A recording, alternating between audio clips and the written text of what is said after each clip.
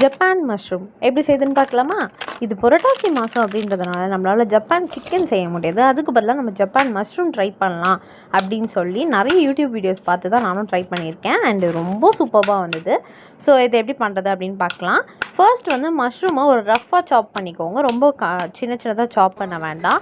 இப்போ ஒரு பவுலில் 3 டேபிள் ஸ்பூன்ஸ் மைதா, 3 டேபிள் ஸ்பூன்ஸ் கார்ன்ஃப்ளவர், சால்ட், அதுக்கப்புறமேட்டு பெப்பர் பவுடர் எல்லாமே சேர்த்து மிக்ஸ் பண்ணி மேரினேட் பண்ணிவிடுங்க.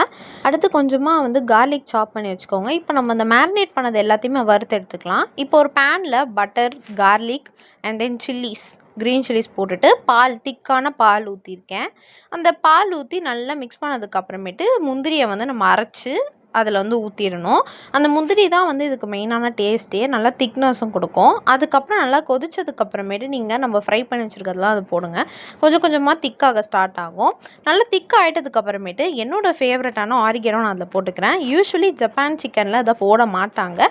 பட் ஸ்டில் நீங்கள் இதை போட்டு சாப்பிட்டு பாருங்கள், ரொம்ப சூப்பராக இருக்கும் டேஸ்ட்டு அண்ட் நல்லா செம்ம ஃப்ளேவர்ஃபுல்லாக இருக்கும். ஸோ அவ்வளோதான், நம்மளுடைய ஜப்பான் சிக்கன் மாதிரியே இருக்க ஜப்பான் மஷ்ரூம் வந்து ரெடி. சாப்பிட்டிங்கன்னா அவ்வளோ டேஸ்ட்டாக இருக்கும். சேம் டேஸ்ட்டாக தான் இருக்கும். ட்ரை பண்ணி பார்த்துட்டு கமெண்ட்டில் எப்படி இருக்குன்னு சொல்லுங்கள். நெக்ஸ்ட் வீடியோவில் பார்க்கலாம். அண்டில் பாய், டாடா.